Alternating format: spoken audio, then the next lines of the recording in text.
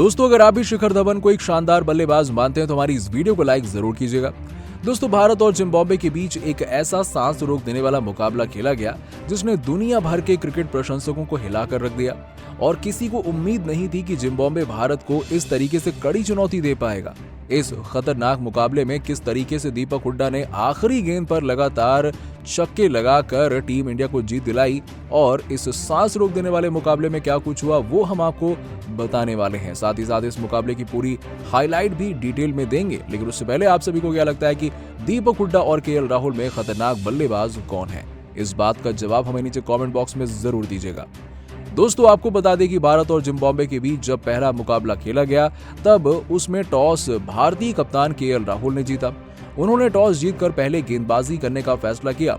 आपको बता दें कि जिम्बाब्वे की तरफ से ओपनिंग करने आए मुस्कांडा और मिल्टन शुंबा और इन दोनों ही बल्लेबाजों ने अपनी टीम को एक धमाकेदार शुरुआत दिलाते हुए पहले 10 ओवरों में जिम्बाब्वे को 60 रनों के पार पहुंचा दिया।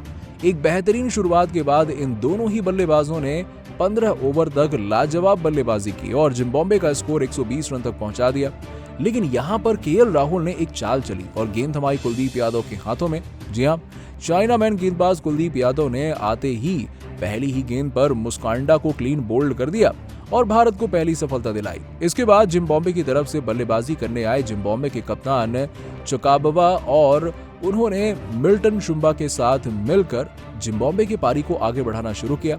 इन दोनों ही बल्लेबाजों ने लाजवाब बल्लेबाजी की और आपको बता दें कि जब मुंबई में 35 ओवर तक 250 रन बना लिए थे, उसके बाद आखिरी ओवर में सिकंदर राजा ने ताबड़तोड़ पारी खेलते हुए जिम्बाब्वे के टोटल को 370 रन तक पहुंचा दिया और जिसमें सिकंदर राजा ने ताबड़तोड़ 80 रन बनाए तो वहीं कैप्टन चकाबवा 110 रनों की नाबाद पारी खेली और भारत की तरफ से 2 विकेट कुलदीप यादव ने लिए तो वहीं एक सफलता दीपक चहर ने हासिल की।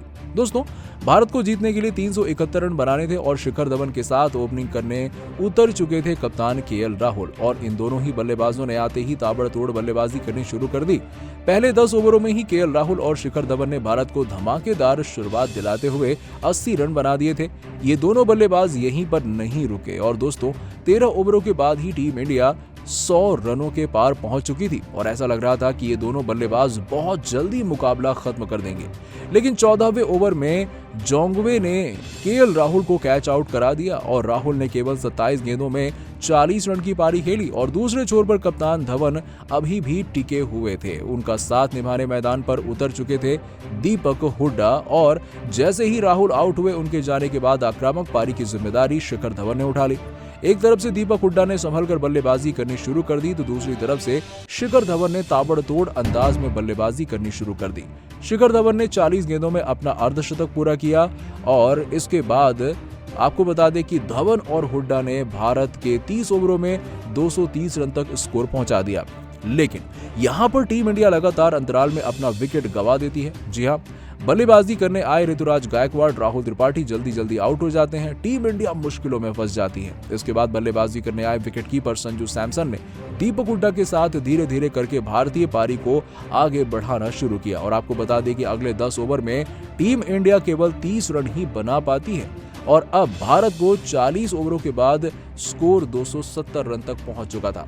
आखिरी 10 ओवर में भारत को 51 रनों की दरकार थी और तब ही अच्छी बल्लेबाजी कर रहे संजू सैमसन आउट हो जाते हैं। फिर क्या था, दीपक हुड्डा का साथ निभाने उतर चुके थे अक्षर पटेल। इन दोनों ही बल्लेबाजों ने तेजी से भारतीय पारी को आगे बढ़ाना शुरू किया। 45 ओवर तक टीम इंडिया 320 रन बना चुकी थी। अब अगले 5 ओवर में टीम को जीत के लिए 51 रनों की दरकार थी और यहां पर 46वें ओवर में अक्षर पटेल भी आउट हो जाते हैं। लेकिन इसी ओवर में दीपक हुड्डा ने चौके के साथ अपना शतक पूरा किया। जी हां, दीपक ने 110 गेंदों में अपना शतक पूरा किया। लेकिन अब बारी थी पारी को एक्सेलरेट करने की। फिर 48वें ओवर में दीपक हुड्डा ने 2 छक्के लगाए और भारत 350 रनों के पार पहुंच गया।